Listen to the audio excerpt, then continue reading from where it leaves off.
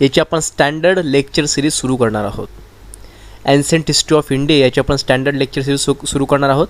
यापूर्वी मी basic lecture series त्या ठिकाणी घेतलेली होती आणि बेसिक लेक्चर सिरीजसाठी त्या ठिकाणी मी तुमच्याजवळ आपला जो 6वीचा इतिहास जो होता तो मी तुम्हाला अभ्यासासाठी दिला होता. विद्यार्थी मित्रांनो, आपण sources of ancient history of India, आपल्याला कोणकोणते आपल्याकडे स्रोत आहेत एन्शंट हिस्ट्रीसाठी, आपण त्याविषयी या लेक्चरमध्ये आपण अभ्यासणार आहोत. तर विद्यार्थी मित्रांनो, आपल्याकडे इंडिजिनस सोर्सेस आहेत आणि काही फॉरेन सोर्सेस आहेत. आता इंडिजिनस सोर्सेस म्हणजे का? ते इंडिजिनस सोर्सेस म्हणजे असे सोर्सेस की जे सोर्सेस आपल्याला भारतातून भेटतात, म्हणजे इंडियामधून भेटतात, म्हणजेच आपण त्याला म्हणतो इंडिजिनस सोर्सेस, आपण त्याला असं म्हणतो. त्याच्यामध्ये आपण लिटरेचर आणि आर्किओलॉजिकल असे 2 प्रकारचे सोर्सेस त्या ठिकाणी आपल्याकडे आहेत. आपण त्यातला सर्वात पहिला जो आहे म्हणजे लिटरेचर जो आहे आपण या ठिकाणी अभ्यासणार आहोत. ठीक आहे.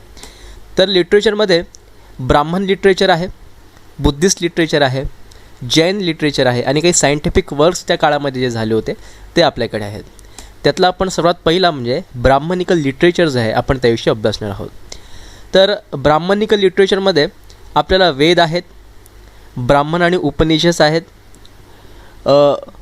वेदांगी आहेत, सूत्र आहेत, एपिक्स आहेत, एपिक्स म्हणजे महाकाव्य आहेत, पुराणाज आहेत, बायोग्राफिकल काही वर्क्स आहेत, म्हणजे त्या काळात जे लोकांनी जे त्यांचं जीवनचरित्र लिहिलं ते जीवनचरित्र आपल्याकडे काही आहेत.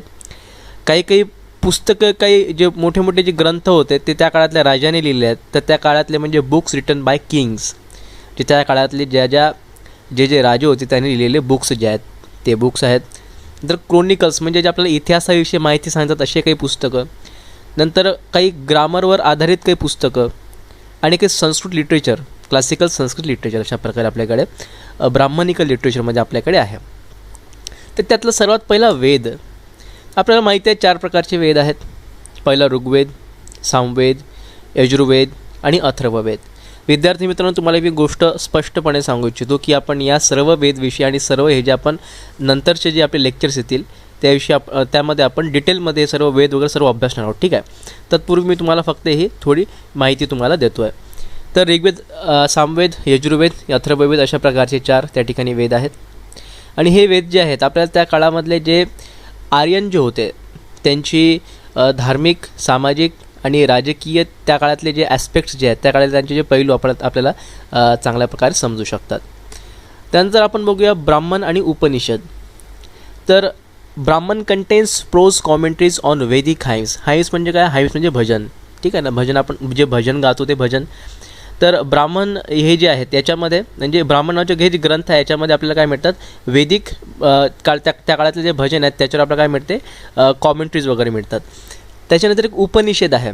त्या उपनिषदामध्ये फिलॉसॉफिकल आणि इथिकल डिस्कोर्सेस आहेत. विद्यार्थी मित्रांनो, त्या काळातले जे प्रवचन जे होते त्या प्रवचनाविषयी आपल्याला हे उपनिषदापासून आपल्याला माहिती मिळते. नंतर वेदांगाज. 6 प्रकारचे वेदांगाज आहेत. शिक्षा, कल्प, व्याकरण, निरुक्त, छंद आणि ज्योतिष. हे जे आहेत हे 6 वेदांगेज आहेत. ठीक आहे. आता याच्यापासून आपल्याला काय मिळते? याच्यापासून आपल्याला वेद याची माहिती आपल्याला मिळते. म्हणजे आपल्याला वेद समजण्यासाठी वेदांगाची अत्यंत या ठिकाणी 6 वेदांगे जे आहेत याची आपल्याला त्या ठिकाणी आवश्यकता आहे. नंतर सूत्र. 3 प्रकारचे सूत्र आहेत. एक कल्पसूत्र आहे, एक गृह्यसूत्र आहे आणि एक धर्मसूत्र आहे. याच्याद्वारे आपल्याला प्राचीन भारतातले जे लोक होते त्यांच्यामधलं आपल्याला सामाजिक आणि धार्मिक अशा प्रकारचं त्यांचं जीवन जे आहे आपल्याला समजण्यासाठी आपल्याला महत्त्वाचं आपल्याला हे सूत्र जे आहेत हे आहेत. कल्पसूत्र, गृह्यसूत्र आणि धर्मसूत्र. नंतर इपिक. इपिक म्हणजे काय? इपिक म्हणजे महाकाव्य. तर आपल्याला माहिती आहे 2 महाकाव्य आहेत, एक रामायण आणि महाभारता. रामायण आणि महाभारतमधून आपल्याला त्या काळातले जे जुन्या काळात जे पिक्चर वगैरे त्यांची जीवनशैली कशी होती, काय होती, आपल्याला त्या काळामध्ये ते समजते इपिक्स थ्रू. तर एक पुराण. तर these are ancient texts of the Hindus written in Sanskrit which contain the most systematic record of the Indian historical condition. पुराणामधून आपल्याला काय मिळते?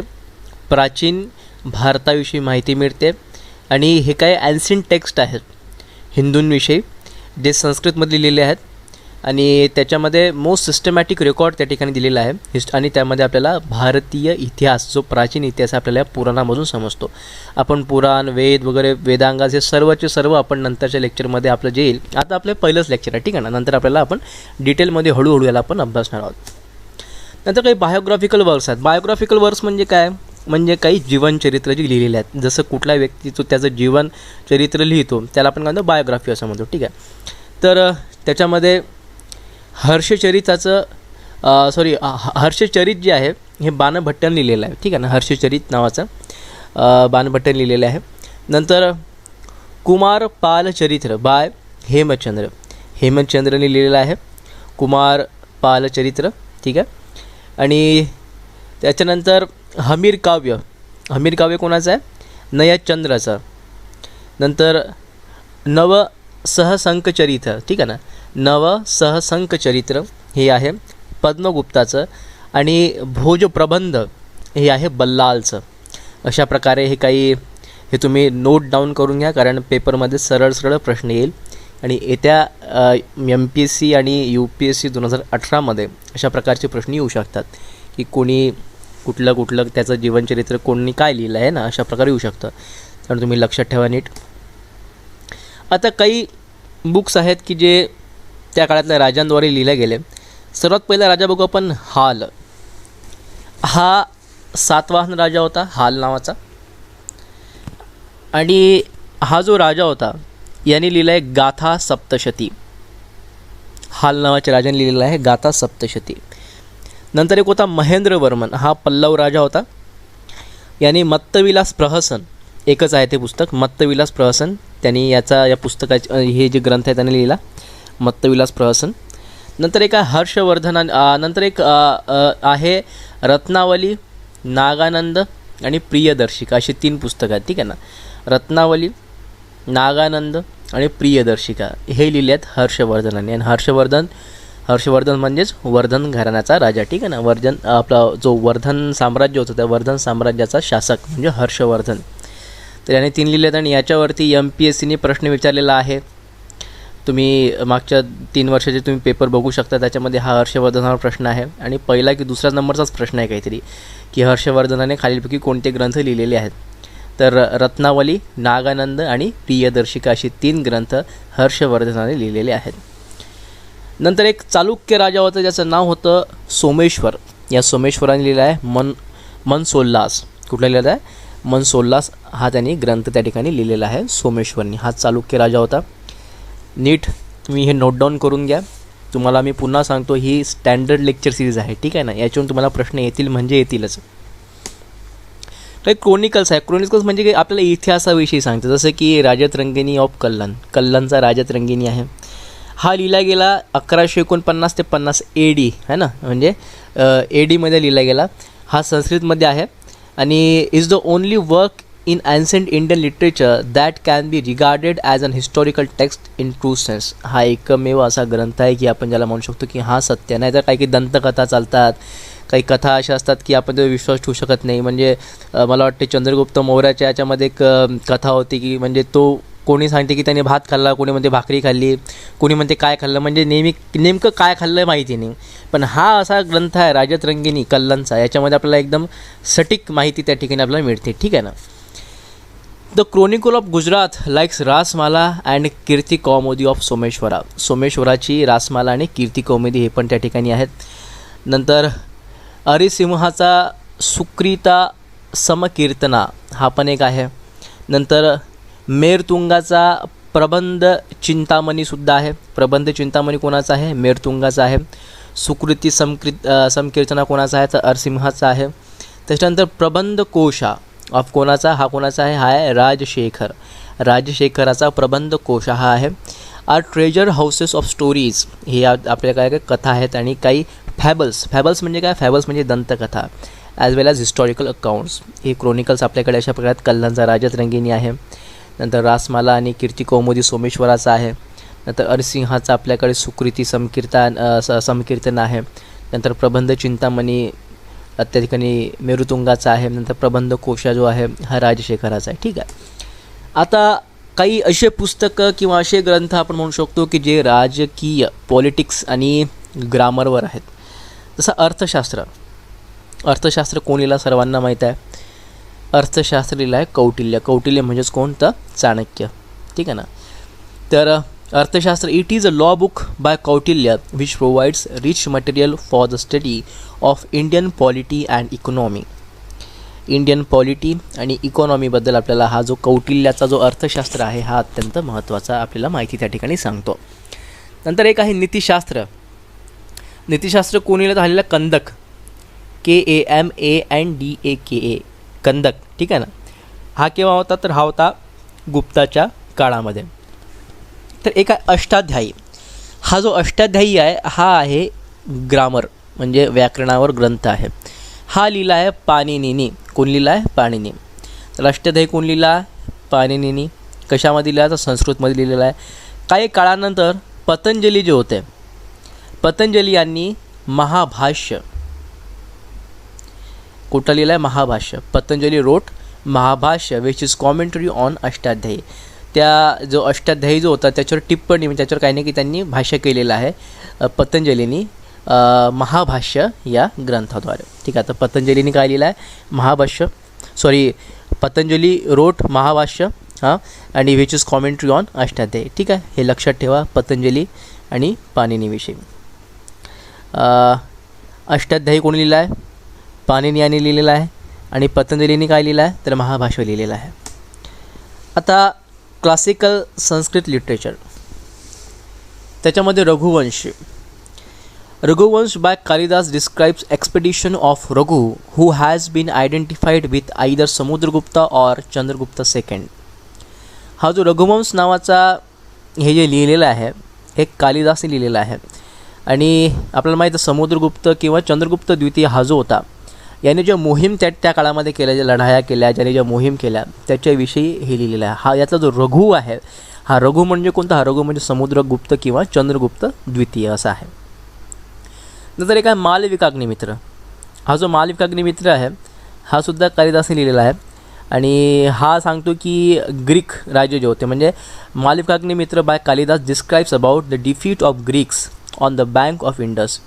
जे ग्रीक लोकांचे कशाप्रकारे ते म्हणजे हारले ते आहे ना त्यांचा पराजय कसा झाला इंडस नदीच्या त्या ठिकाणी तीरावरती banks of Indus. It also tells about the history of the war between Vidisha and Vidarbha. Vidisha आणि विदर्भ जो आहे यांच्यामधला जो वॉर होता यातलं सुद्धा ते ऐतिहासिक वर्णन त्या ठिकाणी मालविकाग्निमित्र यामध्ये केलेलं आहे. नंतर एक आहे मुद्रा राक्षस. हा मुद्रा राक्षस लिहिला आहे विशाखा दत्तनी आणि हा एक्सप्लेन काय करतो की how the Nandas were overthrown and Chandragupta become the king of Magadh. जो चंद्रगुप्त होता यांनी कशाप्रकारे नंद घराण्याचा नाश केला आणि नाश करून तो कशाप्रकारे मगधचा किंग झाला मगधचा राजा झाला मगधचा सम्राट झाला हे सांगितलं आहे मुद्रा राक्षस या नाटकातून ज्याचं आपण म्हणजे विशाखा दत्ताने ते लिहिलेलं आहे. नंतर एक स्वप्न वासवदत्ता आणि एक आहे प्रतिज्ञा योगंधरायण. स्वप्न वासवदत्ता आणि प्रतिज्ञा योगंधरायण हे दोन ड्रामाज आहेत जे भास यांनी लिहिलेले आहेत. हे आपल्याला इन्फॉर्मेशन देतात कशाविषयी political condition of India during the reign of king Pradyot of Ujjain. उज्जैनचा राजा प्रद्योत कोण होता प्रद्योत. उज्जैनचा राजा कोण प्रद्योत. त्याच्या काळामध्ये पॉलिटिकल कंडिशन काय होती भारताची त्या काळामधली प्राचीन भारतामध्ये त्याविषयी भास हा जो होता या भासनी काय लिहिलेला आहे स्वप्न वासवदत्ता आणि प्रतिज्ञा योगंधरायण असे दोन प्रकारचे ग्रंथ त्याने लिहिलेले आहेत. जे ड्रामा आहेत त्याने ते लिहिलेले आहेत. त्याच्यानंतर आपल्याला आपण बघितलं की आपण सर्व बुद्धिस्ट लिटरेचर आपण सर्व ब्राह्मण लिटरेचर विषयी बघितलं आहे सर्व बघितलं. आता आपण बघूया बुद्धिस्ट लिटरेचरविषयी. तर the Buddhist literature gives a lot of information about the ancient India. खूप सारी माहिती आपल्याला बुद्धांच्या साहित्यापासून आपल्याला मिळते बुद्धिस्ट लिटरेचरपासून आपल्याला मिळते. त्याच्यामध्ये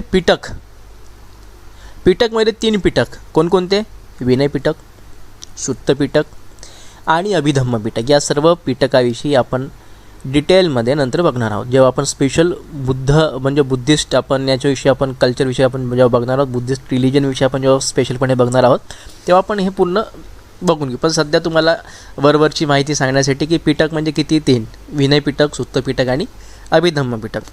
आता यात काय तर याच्यामध्ये प्रिन्सिपल ऑफ बुद्धिझम म्हणजे बुद्धाचे तत्त्व काय आहेत, बुद्धिझमचे म्हणजे बुद्ध जो धर्म आहे त्या बुद्ध धर्माविषयी त्यांचे प्रिन्सिपल नेमके काय आहेत हे पाली लँग्वेजमध्ये सांगितलेले आहेत. हा प्रश्न कायम असतो म्हणजे भारतामध्ये कुठं ना कुठं कोणतेही जर का जशी MPSC सारखी कुठली परीक्षा असेल तेव्हा हा असा प्रश्न असतो की बुद्धाचे ग्रंथ कोणत्या भाषेत आहेत किंवा बुद्ध कोणत्या भाषेतून त्यांचे भाषण करत होते, प्रवचन देत होते, तर ते आहे पाली. ठीक आहे ना. तर पाली भाषेमध्ये 3 पिटक आहेत.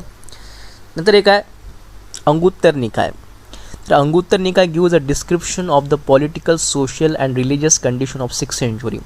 6व्या शतकाच्या राजकीय, सामाजिक आणि धार्मिक या सर्व कंडिशनविषयी आपल्याला अंगुत्तर निकायमधून आपल्याला माहिती मिळते. आणि याच अंगुत्तर निकायमध्ये आपल्याला 16 महाजनपदे दिलेली आहेत. आणि हाच प्रश्न मागच्या वर्षी MPSCमध्ये 2017मध्ये विचारला गेला की कुठल्या ग्रंथामधून आपल्याला 16 महाजनपदाविषयी माहिती मिळते, तर त्याचं उत्तर होतं अंगुत्तर निकाय. ठीक आहे, तुम्ही बघून घ्या मागच्या वर्षीचा पेपर. आता सध्या मी तुम्हाला दाखवत नाही. ठीक आहे. An authentic description of the social condition preceding the Buddha period is available in the Jatakas which narrate the Buddha's birth stories. बुद्धाच्या जन्माच्या आधीच्या जेवढ्या पण स्टोरी आहेत म्हणजे आधीचा जेवढा काळ होता त्याचा डिस्क्रिप्शनमध्ये पूर्णचं पूर्ण आपल्याला सोशल कंडिशन जे होत्या, सामाजिक त्या परिस्थिती जी होती, हे पूर्णचं पूर्ण आपल्याला जातक या स्टोरीमधून एक जातक नावाचं बघा तुम्हाला बाजूला दाखवायला तिथं चित्र, जातक टेल्स ऑफ बुद्धास. ठीक आहे. तर तिथून आपल्याला माहिती मिळते जातकमधून. The book Milinda Panho written in Pali language. एक मिलिंद पन्नो नावाचं एक पुस्तक, एक ग्रंथ आहे, तो पाली लँग्वेजमध्ये लिहिलेला आहे. याच्यामध्ये संवाद आहे, डायलॉग आहेत. कोणामधले तर एक ग्रीक एक किंग होता ज्याचं नाव होतं मिनॅंडर. कोण होता? मिनॅंडर. आणि एक बुद्धिस्ट भिक्षू आपण ज्याला म्हणतो किंवा एक साधू होते, बुद्धिस्ट साधू जे होते त्यांचं होतं नागसेन. नागसेन आणि मिनॅंडर, ग्रीक राजा मिनॅंडर या दोघांमधला जो संवाद आहे तो मिलिंद पन्नो या ग्रंथामध्ये आहे. नंतर दीपवंश आणि Mahavamsa also return in Pali language. Dipavamsa आणि महावंश हे जे 2 ग्रंथ आहेत ते पण पाली लँग्वेजमध्ये सुद्धा त्या ठिकाणी लिहिलेले आहेत. आणि हे आपल्याला दीपवंश आणि महावंश जे आहे ते आपल्याला श्रीलंकेच्या 6 सेंचुरीपासून 4थ्या सेंचुरी BC म्हणजे ख्रिस्त जन्मापूर्वी 6व्या शतकापासून 4थ्या शतकापर्यंत आपल्याला माहिती त्या ठिकाणी देतात. ठीक आहे ना. दीपवंश आणि महावंश. आता आपल्याला एक प्रश्न पडला की मिलिंद पन्नो काय, तर जो मिलिंद आहे ना, मिलिंद हा जो मिनॅंडर आहे ना, मिनॅंडर हा ग्रीकमध्ये नाव झालं मिनॅंडर आणि त्याला आपण भारतामध्ये त्याला आपण मिनॅंडरला आपण मिलिंद असं म्हणतो. ठीक आहे ना. काय म्हणतो आपण त्याला? मिलिंद. मिनॅंडरला आपण काय म्हणतो? मिलिंद. म्हणून तो मिलिंद पन्नो. पन्नो म्हणजे प्रश्न. पाली भाषेमध्ये पन्नो म्हणजे काय होते? प्रश्न. तर मिलिंद राजाने केलेल्या नागसेनाला प्रश्न म्हणजे मिलिंद पन्नो आहे ना. बघा शेजारी तुम्हाला चित्र दाखवलं आहे ब्लॅक अँड व्हाईटमध्ये. त्या ठिकाणी समोर हा आपला जो जे आपले जे भिक्षू होते त्या ठिकाणी बसल्यात, ते हातवारे करून त्याला उत्तर देतात आणि समोर तो जो मिलिंद जो राजा आहे म्हणजे मिनॅंडर जो आहे तो त्या ठिकाणी बसलेला आहे. ठीक आहे. मला हे चित्र मला भेटलं, मी तुमच्यासमोर ते त्या ठिकाणी दाखवलेलं आहे. नंतर एक नागार्जुन होते. हे नागार्जुन कोण आहेत म्हणजे तो साऊथचा नागार्जुन, तो हिरो नाही आहे. नागार्जुन म्हणजे त्या काळामधले एक ग्रेट टीचर होते, खूप मोठे बुद्धिझमचे टीचर होते. त्यांनी पण काय लिहून ठेवलं आहे. त्यांनी लिहिलं आहे सतसहरिका आणि प्रजनपारामिता. ठीक आहे ना. प्रजनपारामिता असे 2 ग्रंथ त्यांनी लिहिले आहे. आणि महायान सूत्राज व्हाईल महायान सूत्रालंकाराव बाय असंगा. हे जे महायान सूत्रालंकाराव हे जे आहे हे असंग, हा जो असंगा नावाचा कोणी असेल त्याने लिहिला आहे. आणि एक अभिधर्म कोशा आहे, हे कोण लिहिलं आहे? वासुबंधू याने अभिधर्म कोशा लिहिला आहे. आणि असंगा याने लिहिला आहे महायान सूत्रालंकाराव. ठीक आहे. आणि हे आपल्याला जे त्या काळातली जी सोसायटी होती त्याचं आपलं डिस्क्रिप्शन त्यामध्ये देतं आहे, ठीक आहे ना. याच्यामध्ये लक्षात ठेवा, नागार्जुना कोण होते? एक ग्रेट टीचर ऑफ बुद्धिझम, एक बुद्ध धम्माचे खूप मोठे कोण होते? ते ग्रेट टीचर होते. आता जैन लिटरेचर बघा. Jain literature mainly consist of अंगा अँड उपअंगा, ठीक आहे ना. अंगा आणि उपअंगाज अशा प्रकारे दोन याच्यामध्ये साहित्य त्या ठिकाणी जैन साहित्य लिहिलं जाते. Which have a great value for the reconstruction of ancient history of India. ज्याच्या थ्रू आपल्याला काय भेटते? खूप मोठी माहिती आपल्याला भेटते. But the most important from the historical point of view is परिशिष्ट पर्व. पण आपण जर का विचार केला, सर्वात महत्त्वाचं जे आहे त्या परिशिष्ट पर्व जे लिहिलं आहे हेमचंद्र जे होते, या हेमचंद्रांनी परिशिष्ट पर्व हे त्या ठिकाणी लिहिलं आणि ते आपल्याला त्या काळामध्ये चांगली माहिती देते, त्या काळाची आपल्याला माहिती देते. काही सायंटिफिक वर्क झाले, काही शास्त्रीय काम, जसं आपण समजा जर का खगोलशास्त्रज्ञामध्ये आपण विचार केला, इन सायंटिफिक म्हणले सायंटिफिक फील्डमध्ये त्या ठिकाणी सूर्यसिद्धांत नावाचा होता आणि Romak Siddhanta are authentic books on astronomy. खगोलशास्त्राविषयी एक रोमक सिद्धांत आणि एक सूर्यसिद्धांत अशी 2 बुक होते, ठीक आहे ना. नंतर चरक संहिता आणि Surya Samhita are books on medical science. Charak Samhita कोणी लिहिले? चरकने. ते बाजूला तुम्हाला चरक याचा फोटो दाखवला आहे, ठीक आहे ना. चरकचा फोटो दाखवला आहे बघा, ते काहीतरी कुटताना दिसतं आहे. तर त्यांनी काय लिहिलं आहे? म्हणजे त्या काळातलं वैद्यकीय शास्त्र जे होतं, म्हणजे मेडिकल सायन्स जे होतं, म्हणजे काही असलं तरी म्हणजे डोळ्याची ट्रीटमेंट पण त्या काळामध्ये होती, सर्जरी वगैरे पण त्या काळामध्ये होत्या. तर त्या सर्वच्या सर्व सर्जरी हे कोणी होते? हे जे चरक आहे ते आहे, ठीक आहे ना. तर तुम्हाला आता एक काम सांगतो, चरक हे जे होते हे कोणाच्या काळामध्ये होते ते मला कमेंट बॉक्समध्ये पाठवा, ठीक आहे. तर चरक संहिता आणि सूर्य संहिता अशा प्रकारे हे जे होते मेडिकल सायन्सवरचे त्या ठिकाणी बुक्स आहेत, ठीक आहे. चला तर विद्यार्थी मित्रांनो, आता आपण इथंच थांबूया. आणि तुम्हाला जर हे लेक्चर आवडलं असेल तर तुम्ही कृपया करून या चॅनलला सबस्क्राईब करा आणि हे जे लेक्चर आहे या व्हिडिओला तुम्ही शेअर करा, लाईक करा, ठीक आहे. तोपर्यंत जय महाराष्ट्र.